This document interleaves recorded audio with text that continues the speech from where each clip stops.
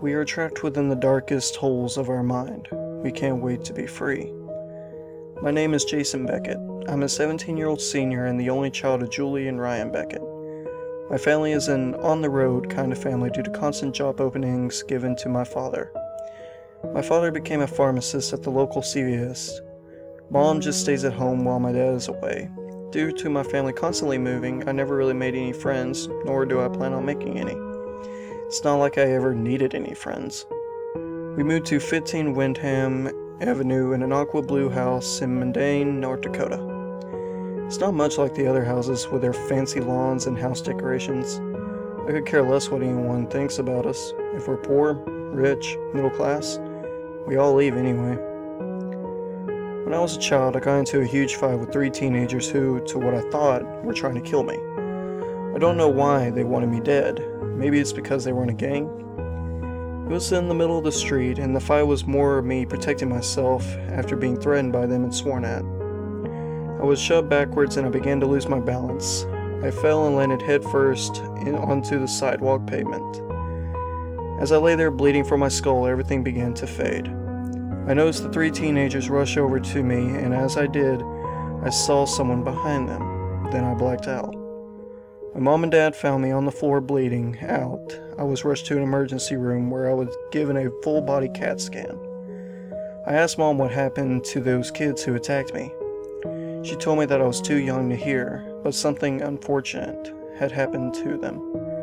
After the CAT scan was complete, the doctors noticed something peculiar and irregular happening in my brain. They said something about my limbic system, the area involving my emotions. I was asked if I hate those boys who attacked me, which I calmly replied with no. What's hate? If it's something bad, then no. I don't hate them for what they did to me. They concluded that I had a rare, maybe new form of psychopathic personality disorder that didn't allow me to hate anyone or anything.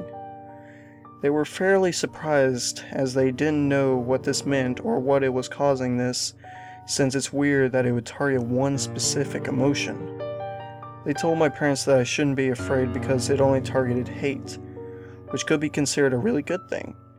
It was just a feeling that will never be introduced to me because of this unknown problem. But I do know that because of the same benefit from my problem, not being able to hate others and stay cool-headed, there was also a drawback. Every night I have reoccurring dreams. It's a dark, almost empty, pitch-black world that I am thrown into. It always feels like I have never been here, although I always have these dreams every night. There is someone standing in the darkness, unmoving.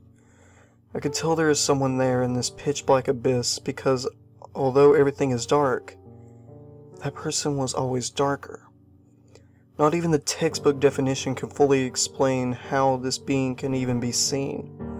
As if there was no light able to reach this mysterious person, but though my presence he is as visible as a sunflower in the middle of a rose field.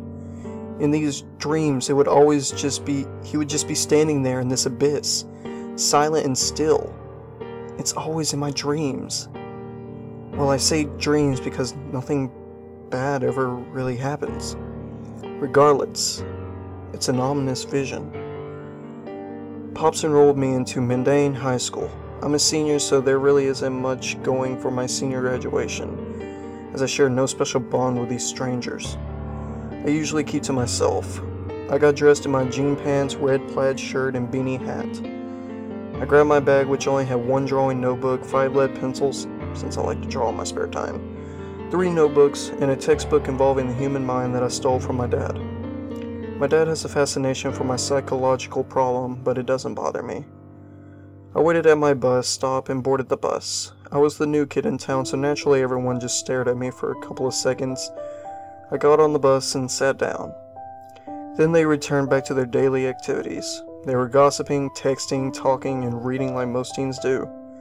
I got to school, received my schedule from my school counselor, and headed to my first period class. Psychology class. Who would have guessed I was put in there? The teacher handed out those written on and worn out textbooks, but I refused when one was handed to me. I had my father's textbook and viewed it more advanced and efficient than the ones offered by this school. Infinity of the Human Mind was the name of my, well, his textbook. It gave a lot of information regarding human emotions, knowledge, brain growth, human reactions, but as the class started, I had this urge to just take out my drawing notebook and a lead pencil. I began to draw, but I didn't know what I was drawing. I just drew instinctively. As I drew, I grew tired and began to yawn. I was slowly starting to fall asleep, and then knocked out unconsciously on top of my drawing notebook 25 minutes into class. I was having the dream again. I was in the same dark place with only me and that person standing there. I always wondered if it had a face, but every time I got closer, it got farther. As if he, she, or it didn't want me close. But this one was different. This manifestation of utter darkness did not move when I got closer. I slowly walked towards it, and when I got to its closest skin contact, I woke up. It was 5 minutes before class ended, and I was drooling on my notebook. It was closed shut, and my lead pencil was no longer in my hand, but placed on top of my notebook. The lead pencil looked worn out, and the eraser was completely gone, and the tip seemed burnt from use. I shook the lead pencil, and I heard nothing. Nothing at all. All the lead was gone. Maybe someone stole all of it?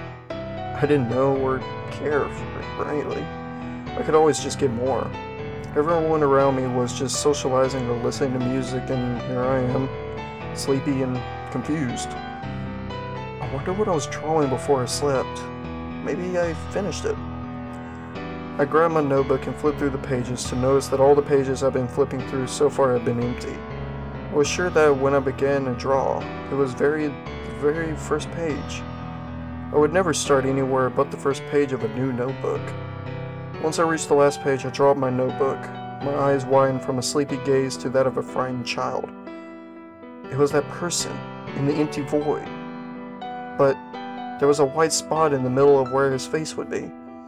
Almost as if its face was beginning to emerge from the shadows. The bell rang and psychology class was over.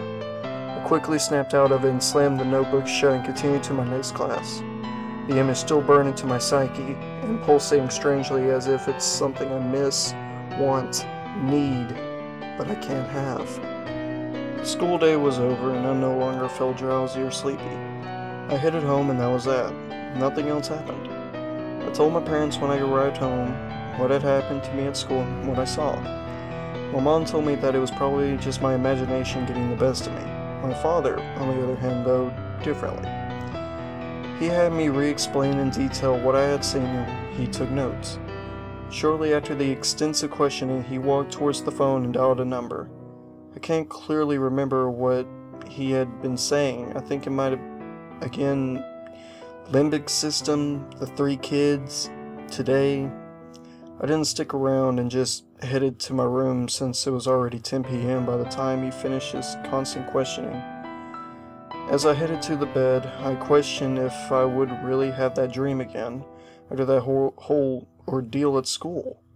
I always have these dreams as if they were my daily routine. Well, they are to me. So I decided to just shut my eyes and fall asleep. Strangely enough, I didn't have that dream again like every other night. Instead, I woke up, having no dream or consciousness of what I dreamed about. It was as if I closed my eyes and then opened them to the dawn of tomorrow. To be honest, I was relieved strangely. I felt like my life was going to take a turn for the better and things would finally change.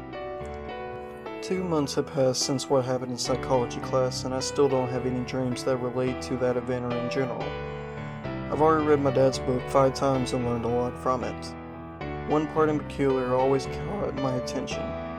The sociology of emotion is closely linked to arousal of the nervous system, with various states and strengths of arousal relating apparently to peculiar emotions. Although those acting primarily on emotion may seem as if they're not thinking, cognition is an important aspect of emotion, particularly the interpretation of events. Emotions are aroused in relations to certain events. Interesting. Regardless, I waited at my bus stop as usual. The same sunny yellow bus came driving by and stopped to pick me up. I boarded the bus and sat down. unfortunately next to Zach. Zach is the senior jock who has a tendency of overshowing his dominance on others. I was no exception. He immediately told me to screw off and to sit somewhere else. But there was nowhere else to go, and in no condition am I getting off. I told him to deal with it and stop being such a meathead.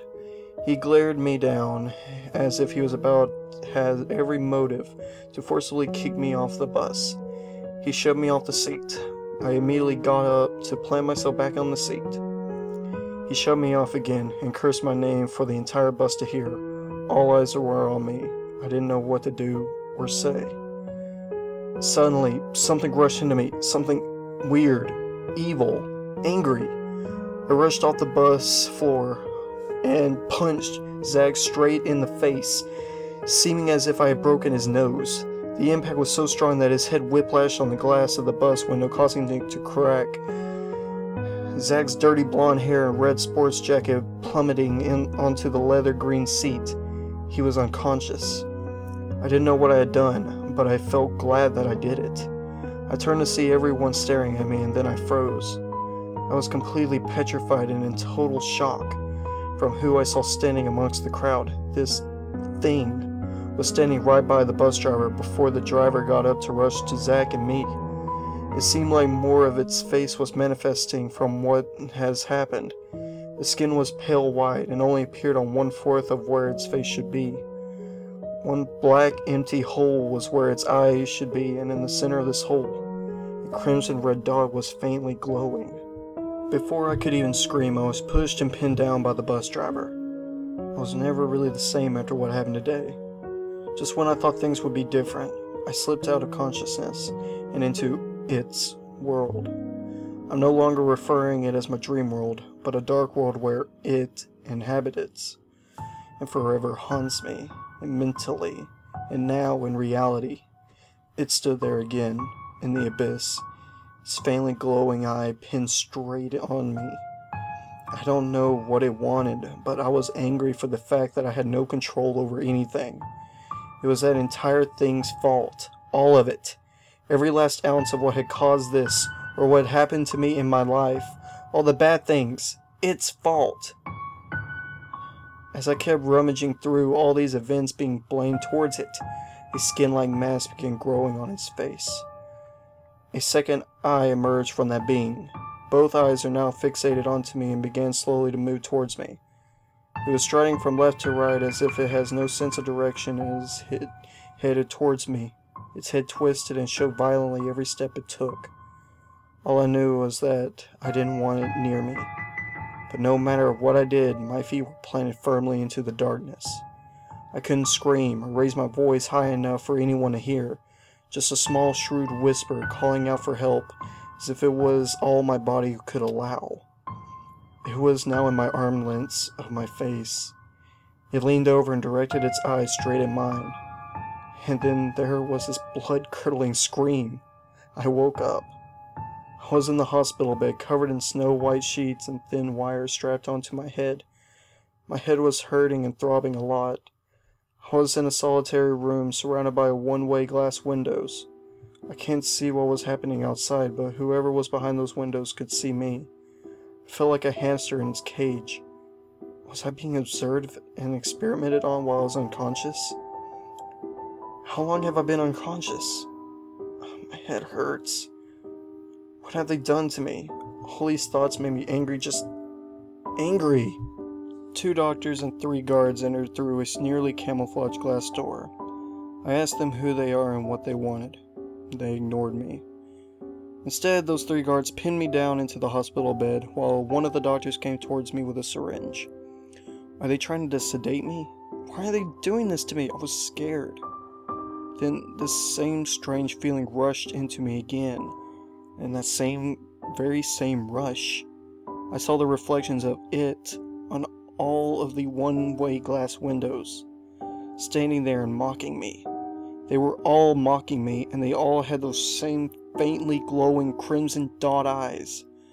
I broke free from the 3 men and lunged for the syringe the doctor was grasping. Before he could even react, I snatched it from his hand and pierced the needle into his neck, close to his jugular.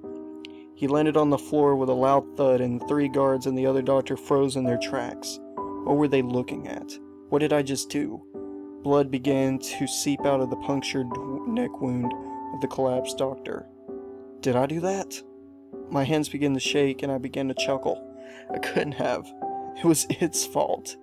I moved and faced the one-way mirror to see my reflection, only to be greeted by those same faintly glowing crimson eyes. I was rushed with the same strange and foreign feeling again. I quickly struck the wall with my fist, just punching and punching in hopes of it going away. Cracks appeared, but no matter what I did, its eyes were always fixated on me.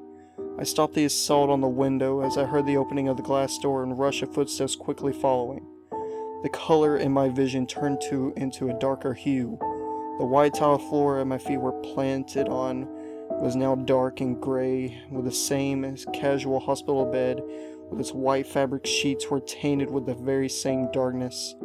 My reality was now its reality, and as I slowly turned my head, everyone became it in my eyes.